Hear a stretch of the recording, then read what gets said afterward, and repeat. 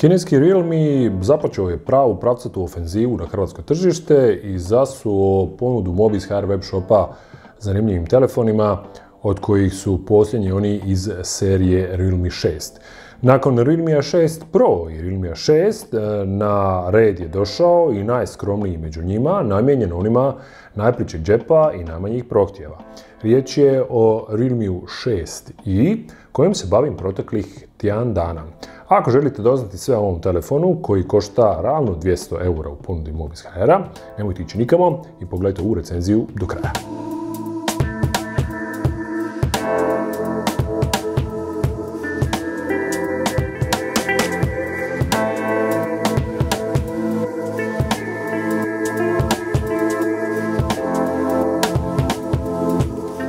Prije nego što se bacimo na recenziju uređaja, evo brzog unboxinga. U paketu ćete dakle uz sam telefon dobiti zaštitnu maskicu silikonsku, što je lijepo, iglicu za izvlačenje SIM-a, punjač 18W USB-C kabel i to je to.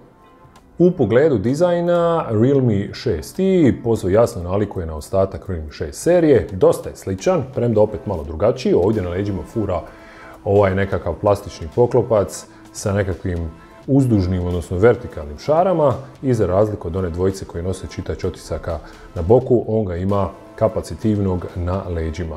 Prednjica isto malčice drugačija, umjesto one rupice selfie kamere ima noć gore na vrhu, inače riječ je o 6,5 inčnom zaslonu, prilično tankog okvira rekao bih, sa slušalicom poziva gore poviše i to je manje više to. Preko zaslona dolazi predaplicirana zaštitna folija, iako je ispod Gorilla Glass 3. Istinski vodootporan nije, ali je otporan na prskanje, što znači da mu nekakva kišica ne bi trebala naškoditi. Što se pak otvora i gumba tiče, nekakva standardna priča za Realme. Na ovoj lijevoj strani su dosta dobro izvedene tipke kontrole glasnoće i tu duboka ladica u kojoj stanu 2 nano SIM-a i microSD, što je lijepo. Sa suprotne strane je tipka Power, ona standardna, klasična. Na vrhu uređaja nemamo ničega, a na donjem bridu su opet standardni otvori, USB-C po sredini, glavni mikrofon, glavni jedini zvučnik, relativno nemičan, čućete ga kasnije, ali opet ne pretih, i 3,5 mm audio jack. Na leđima Realme 6i pronaći ćete modul četvorostruke kamere, LED bljeskalicu, rekli smo kapacitivni čitač otisaka prstiju i tu još taj Realme logo.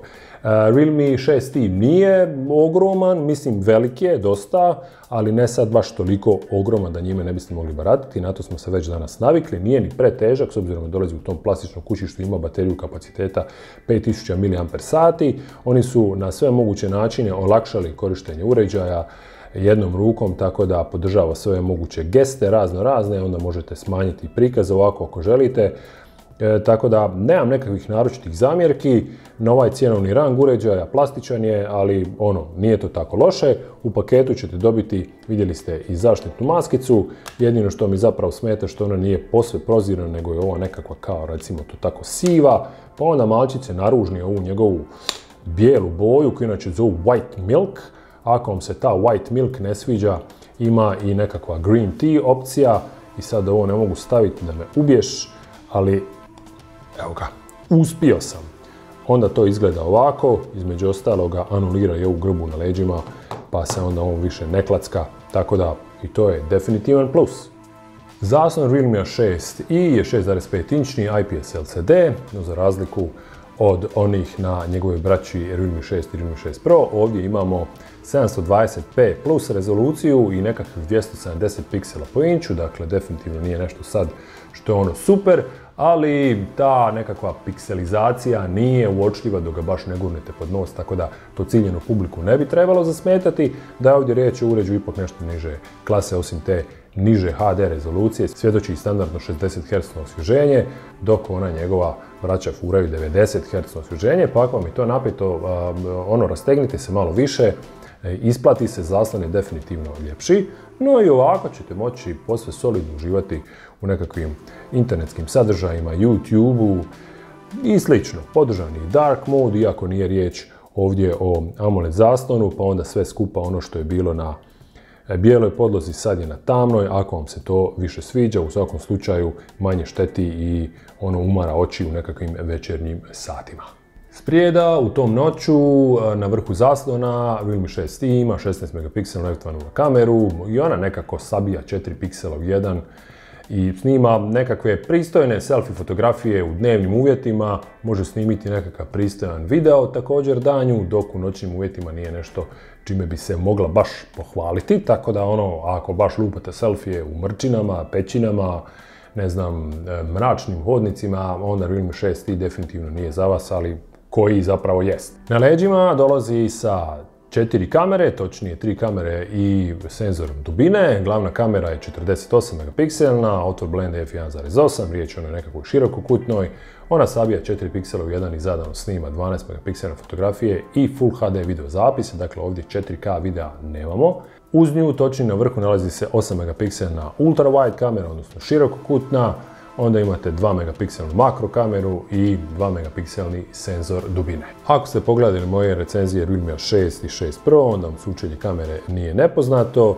Dakle, omogućuje usmjeravanje fokusa, kompenzaciju ekspozicije klasika. Tu vam omogućuje da birate između širokokutne i ove glavne kamere, onda nudi još dvostruko povećanje i peterostruko povećanje, to je naravno nekako digitalno. HDR može biti uključen, isključen ili automatski, pretpostavljam da će držati na automatskom kao i ja. Ovdje s desne strane križu se režimi snimanja, nudi sve ono što nude moderni telefoni, dakle noćni, koji nije baš bog zna koliko dobar, ali ok, tu je.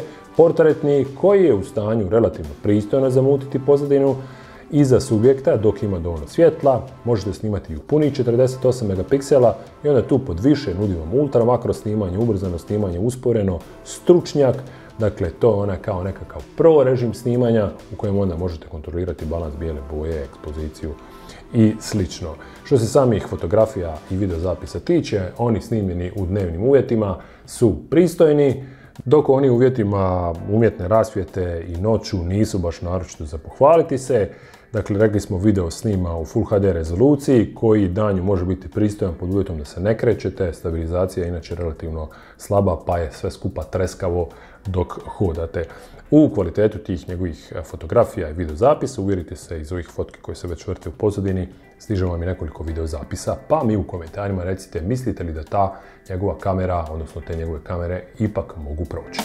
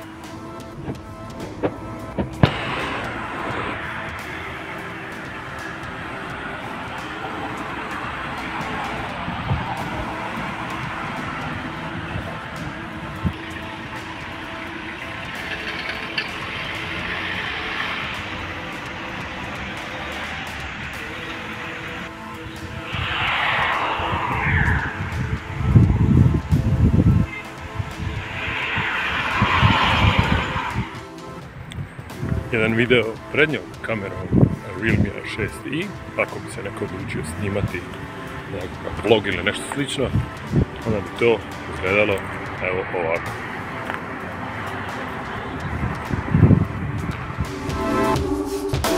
Realme 6i dolazi sa Realme UI korisničkim sučeljem povrh Androida 10 i to smo već upoznali pa nam ne dolazi kao nekakva novost.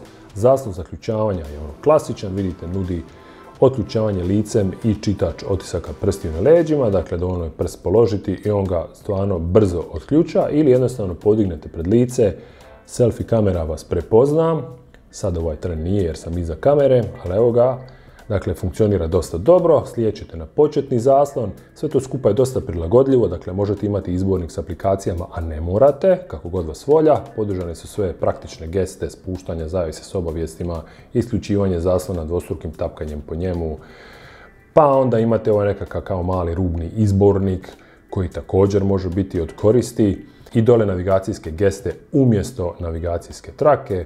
Multitasking izgleda ovako, dakle sve skupa to funkcionira dosta brzo i glatko i to je ono što je zapravo u konačnici najvažnije. Možete čak mijenjati i oblik ovih ikonica.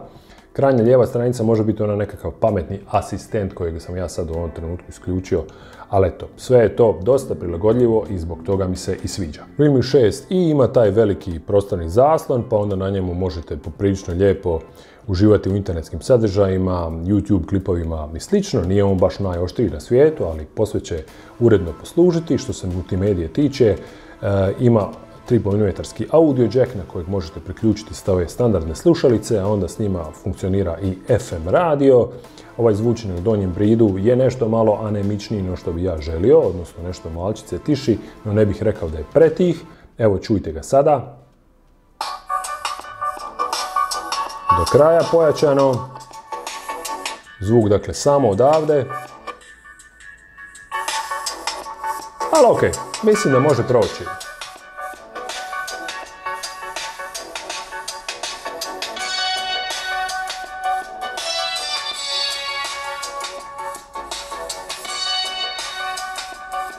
Kao i na ostalim Realme 6 modelima, onaj standardni paket Googlovih aplikacija, ovdje je popraćen sa nekakvim Realme aplikacijama koje bi vam mogle i trebali biti od koristi. Imate taj nekakav phone manager koji onda vrši optimizaciju rada uređaja, on tu čisti RAM, čuva vas od virusa i nemam pojma što sve ne, tako da je to u redu. Onda imate FM radio aplikaciju, imate upravitelj datotekama i slične, sve ostalo što vam treba preuzet ćete iz trgovine Play. Nekakvoga naročitog bloatvera nisam pronašao, tako da sve ono što želite ćete instalirati, a prostora u krajnjem slučaju ima više no dovoljno.